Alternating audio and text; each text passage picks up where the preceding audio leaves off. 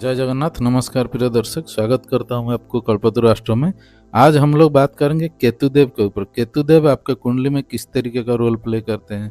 केतु बलवान है तो आपको क्या रिजल्ट आता है, नेगेटिव है तो क्या आता है, केतु का मेन रोल क्या है आपके कुंडली में, ये हम आज बात करेंगे पूरी तरीके से।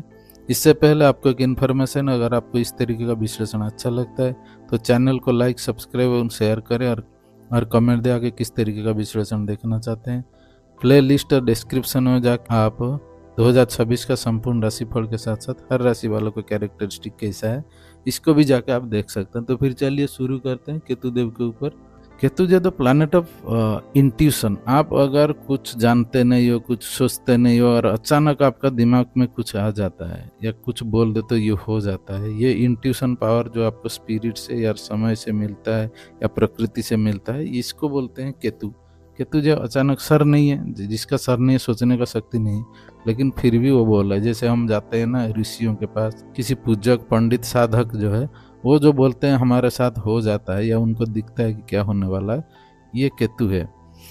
इसीलिए केतु जो हम नागा बाबा जो देखेंगे आप, जब कुंभ मेला होता है ये आते हैं लेकिन फिर बाद में गायब हो जाते हैं। ये जो है ना अकेला रहने वाला इंट्यूशन पावर कहाँ है पता नहीं है, लेकिन है दुनिया में, ये सब केतु से देखते हैं। ये बॉडी पार्ट्स आपका बैक ऑफ हेड, मतलब पीछे तरफ का, आपका जो सर का पीछे तरफ, वो भी केतु से देखते हैं। ब्रेन, नर्वस सिस्टम, स्पाइन, आपका ओरा कैसा है ये भी देखते हैं। एलिमेंट आपका फायर, ये क्या है ना, जैसे केतु जैसा, मंगल जैसा केतु बोला जाता है, इसका मतलब मंगल अग्नि तत्व है, केतु इसीलिए अग्नि तत्व। शनि जैसा राहु बोला गया, इसीलिए मैं पे बोला था वायु तत्व ग्रह है राहु, क्योंकि शनि वायु तत्व का है। एक्टिव ये रात में बली होता है ये ग्रह।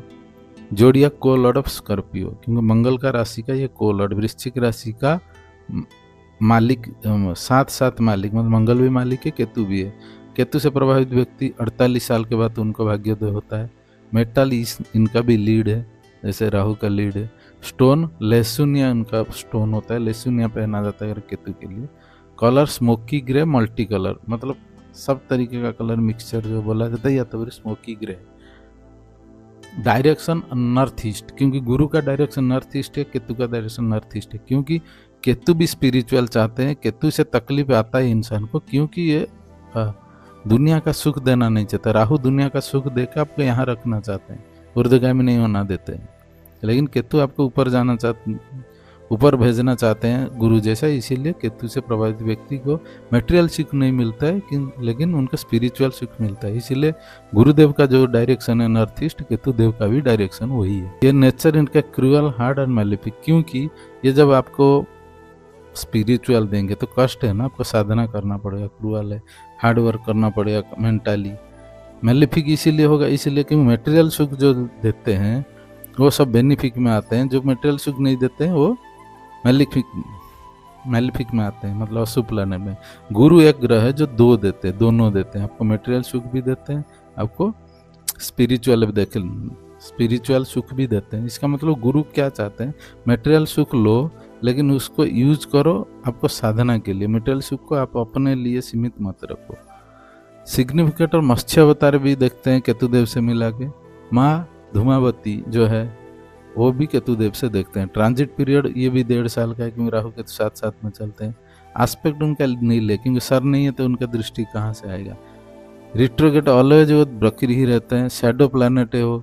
पोजीशन सोल्जर, राहु जैसा पोजीशन सोल्जर भी केतु को सोल्जर बोला गया। गुण तामसिक फॉर मेटेरियलिस्टिक, मतलब तामसिक गुण है, तामसिक है फॉर मेटेरियलिस्टिक है, लेकिन स्पिरिचुअल के लिए तामसिक नहीं है। स्पिरिचुअल के लिए ये बेनिफिक प्लानेट ही है। ओनली एग्जीक्यूशन पावर, मतलब राहु के पास सर था, उनके पास प्लानिंग था, एग्जीक्यूशन करने के लिए बॉडी नहीं था। लेकिन केतु के पास बॉडी है, एग्जीक्यूशन कर सकता है, लेकिन सर नहीं है सोचने का या प्लानिंग करने के लिए नहीं। इसलिए केतु के साथ एक प्लानेट चाहिए जो एग्जीक्यूशन करेगा। केतु के साथ होना चाहिए। केतु के ऊपर कोई दृष्टि डाला या केतु के साथ कोई ग्रह, उसके थ्रू से केतु से काम होता है।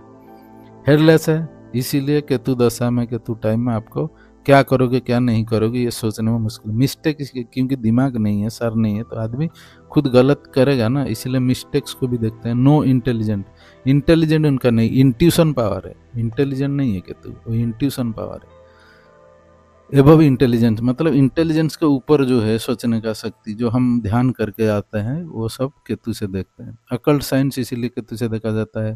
तंत्र, मंत्र, आध्यात्म, स्पिरिचुअलिटी, ये सब केतु से देखते हैं, क्योंकि केतु से प्रभावित व्यक्ति तांत्रिक भी होते हैं, मंत्र साधना भी करते हैं, आध्यात्म भी करते हैं, स्पिरिचुअलिटी भी उनमें ध्यान रहता है। ज्योतिष भी केतु से आता है।